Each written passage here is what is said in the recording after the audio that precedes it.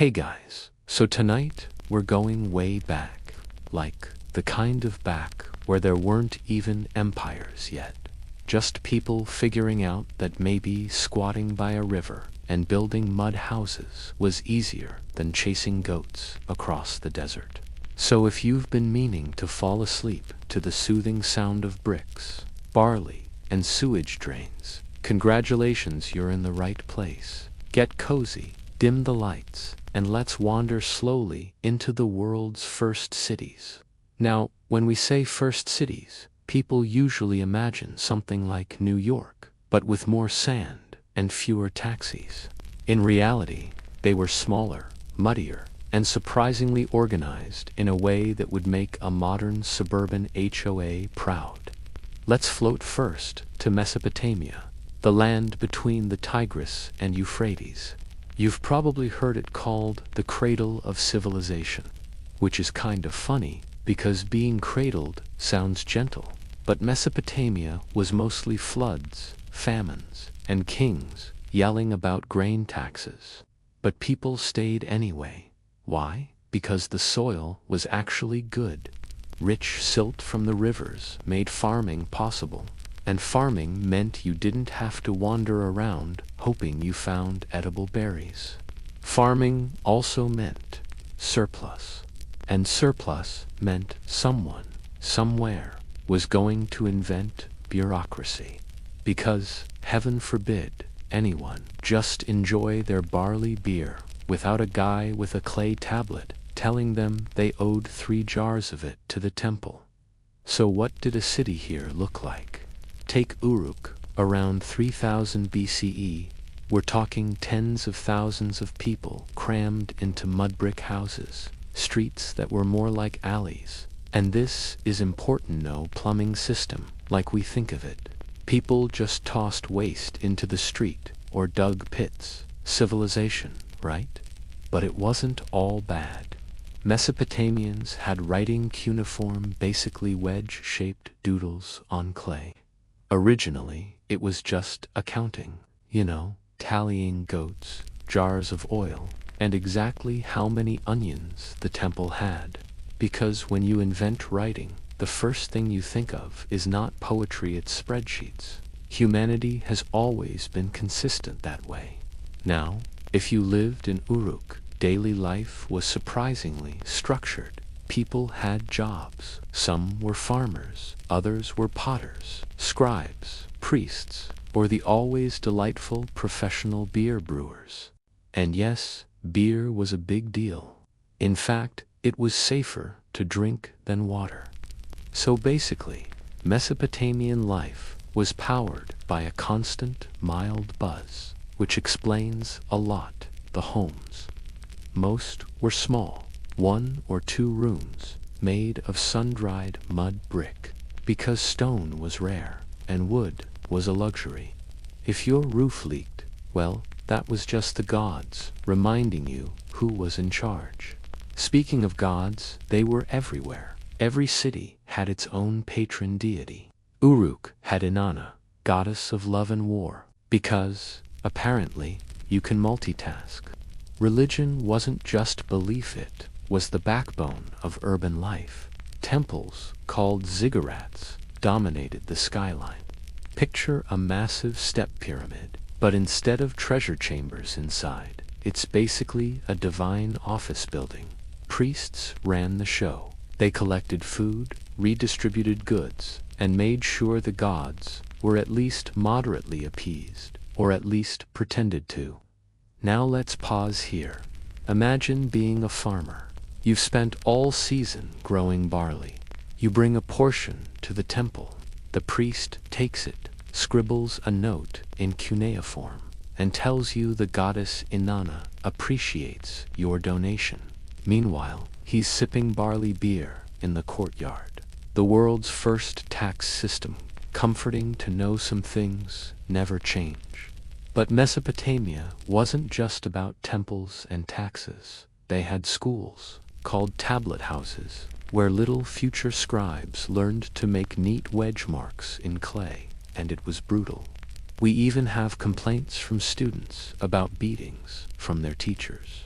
So if you ever thought school was bad, imagine being whacked with a stick for drawing your wedge slightly off angle. Social hierarchy. Oh, they had it. At the top were kings and priests. Then came merchants, craftsmen, and farmers. At the bottom, slaves, usually prisoners of war, or people too deep in debt, which, given how obsessed they were with recording debts, happened often. Clothing was simple, woven wool, often draped like shawls or tunics. Nothing flashy, unless you were rich, in which case you could wear jewelry and show off your imported lapis lazuli beads. Because if you're going to suffer in the Mesopotamian heat, you might as well sparkle. Now, let's drift eastward to the Indus Valley civilization. Around the same time, Mohenjo-Daro, a name that sounds like it should be but was actually one of the most advanced cities of the ancient world. Unlike the chaotic, priest-run vibes of Mesopotamia, Mohenjo-Daro was clean, literally. They had drainage systems, standardized bricks, even public baths, which means while Mesopotamians were chucking waste into the streets, Indus Valley folks were like, no thanks, we'll build a sewer. Civilization, level unlocked, daily life there. We don't know as much because their script hasn't been deciphered, which is both annoying and mysterious. But archaeologists found board games, toys, and evidence of trade with Mesopotamia. So, picture a society that worked hard, traded beads and cotton, and played a few rounds of proto-monopoly before bed. The houses, some even had multiple stories and private wells. That's right, indoor plumbing in 2500 BCE. Meanwhile, in some modern cities today, plumbing still fails. Time is a flat circle. Food was mostly wheat, barley, dates, and melons. And yes, beer again, because, of course, livestock included cattle, goats, and chickens, which means someone in Mohenjo-Daro was probably the first person to complain about a rooster waking them up too early. One of the coolest things, the Great Bath, a massive public water tank. Scholars argue whether it was for rituals or just communal bathing, but either way, it's kind of wholesome. Imagine people gathering, splashing, chatting about trade deals, while trying not to step on each other's toes. Social hierarchy, strangely subtle. Unlike Mesopotamia, there's less evidence of giant palaces or kings, which suggests things might have been more equal. Or maybe their rulers just didn't feel the need to build skyscraper ziggurats. A refreshing change. Now, what about religion? Harder to pin down. Seals show figures that might be deities, maybe an early version of Shiva. There's also evidence of fertility symbols, because when in doubt, ancient people worshipped fertility. Practical. So, daily life in Mohenjo-Daro was organized, hygienic, and surprisingly peaceful compared to the constant wars in Mesopotamia, at least until the city eventually declined, possibly due to climate change or rivers shifting. The gods giveth, the gods floodeth, and then the gods pack up and leave. All right, let's gently tie this together. Life in the first cities wasn't glamorous. It was mud brick homes, grain rations, and the occasional festival to keep everyone from revolting. But it was also the beginning of everything we now take for granted. Laws, writing, plumbing, and the thrilling joy of paying taxes. And while the Mesopotamians scribbled iOS and the Indus people perfected drains, both were just figuring out how to live together in one place without completely imploding, which, honestly, is still humanity's ongoing project. So as you settle deeper into bed, imagine yourself wandering down a dusty Mesopotamian alley, clay lamps glowing, or sitting by a well in Mohenjo-Daro, listening to the quiet hum of the first city nights. Civilization was young, messy, and mildly beer-schooled, but it was home. So, where were we? Right mud houses, priests, sipping beer, and a great bath that was probably half holy site, half community swimming pool. Let's zoom in now on what actual family life in these first cities looked like. Because cities aren't really temples and drains their people. And people, no matter the millennium, have been stressing over the same things. Kids, money, food, and why their neighbor's goat keeps eating their barley. In Mesopotamia, families were usually large, not out of sentiment, but because child mortality was brutal and more kids meant more hands for work. A household might include parents, kids, grandparents, maybe a cousin or two, plus slaves if the family was well off. Basically, an ancient version of a cramped apartment with roommates you didn't choose. The homes were packed close together, separated by narrow alleys. You'd wake up to the sound of donkeys braying, vendors yelling about fish, and someone dumping last night's waste into the street. A soothing alarm clock. Daily meals. Bread, onions, beans, fish if you lived near water. Meat was rare, too valuable to eat regularly. Instead, people ate endless varieties of grain-based meals, which explains the obsession with beer. If your diet is 80% barley, you may as well drink it too. Family roles were predictable. Men did the heavy farming or traded goods, while women managed households, brewed beer, and wove textiles. But women weren't powerless. In some Mesopotamian cities, women owned property, ran businesses, and even worked as priestesses. So yes, patriarchy was there, but not airtight. Now, kids. Childhood in Mesopotamia wasn't exactly carefree. Most children started working young, learning their parents' trade. Rich kids, especially boys, had a chance at school, the tablet house, where they memorized cuneiform signs until their hands cramped. Girls generally learned domestic skills, unless they were from elite families with special privileges. Toys existed, dolls, miniature carts, little animal figurines, which means kids were already losing tiny toy cows under furniture 5,000 years ago. Some things really don't change. Now, if you were lucky enough to become a scribe, you basically won the career lottery. Scribes were respected, well paid, and spent their days scratching into clay tablets. They were the original office workers, but with cooler pens. Everyone else, farmers, potters, shepherds, well, let's just say no one was lining up to carve their names into history. Let's float gently upward now, to the top of society, the kings. Kings in Mesopotamia weren't just political rulers. They were divine representatives, chosen by the gods, at least according to themselves. Which is a handy excuse when you raising taxes. Don T, look at me. Inanna said so.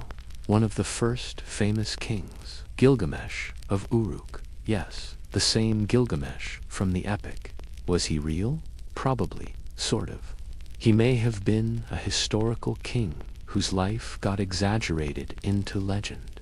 Either way, he's remembered as 2/3 God, 1/3 man, which is already bad math, but apparently divine fractions didn't have to add up. Kings were expected to protect their cities, lead armies, and, importantly, keep the gods happy. If the river flooded too much, or a drought hit, people blamed the king for angering the gods. So you could have absolute power one year, and be blamed for crop failure the next. Stressful job. But at least you got to live in a bigger mud palace. Now, about those palaces, don't imagine Versailles. Think large mud brick complexes with courtyards, decorated walls, and maybe a garden if you were fancy. Still impressive for the time, but probably humid and full of mosquitoes. And kings weren't above everyday drama.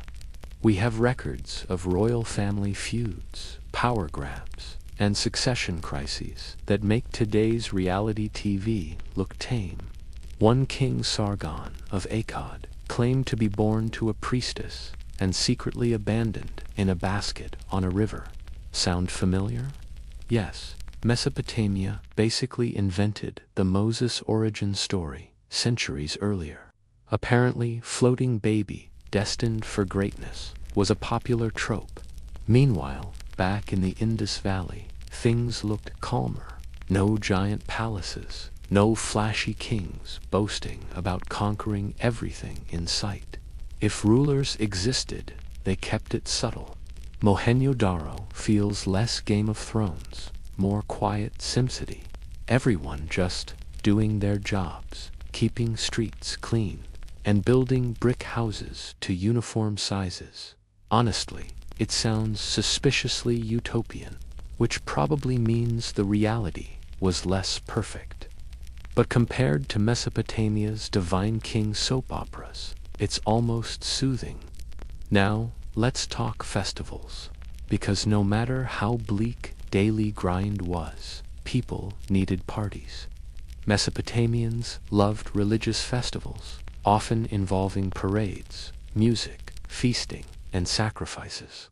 One big one was the New Year festival in Babylon, where the king had to humble himself before the statue of the god Marduk. The high priest would literally slap the king's face to make sure he cried. If he shed tears, it meant the gods approved. If not, awkward. Imagine being ruler of tens of thousands, and your legitimacy depends on whether you can convincingly sob on cue. Ancient politics, everyone. Meanwhile, in Mohenjo-Daro, festivals might have centered on water rituals at the Great Bath or seasonal harvest celebrations. We don't know the details, but given how organized they were, I like to imagine perfectly timed parades with everyone marching in straight lines, silently judging anyone who stepped off beat. Now, let's gently drift into the weirder professions of these early cities. Sure, you had your potters and merchants, but you also had fortune tellers, dream interpreters, and professional lament singers. Yes, you could hire someone to cry at funerals, because nothing says dignity like paying a stranger to wail louder than your relatives. Doctors existed, though they were more magical healers than science-based practitioners. Treatments included herbs, bandages, and a side of incantations to scare away demons. Honestly, if you believed in it, maybe it worked as well as antibiotics. Placebo power. And let's not forget the builders. Mohenjo-Daro's brickmakers had to produce thousands of standardized bricks, which means somewhere out there, 4,000 years ago, was a very tired worker saying, "Another brick." Seriously, the unsung heroes of civilization. As night settles deeper, picture yourself in one of these cities. Maybe you're a scribe, hunched over a tablet, muttering about barley quotas. Maybe you're a potter, shaping clay in the dim glow of an oil lamp. Or maybe you're just an ordinary farmer, drifting to sleep in a mud brick home, dreaming of cooler weather and fewer taxes. Life in the first cities was equal parts ordinary and extraordinary. The same petty squabbles, chores, and family routines we know today, but set against the backdrop of humanity, inventing, writing, plumbing, and organized religion. Civilization was messy, but somehow enduring.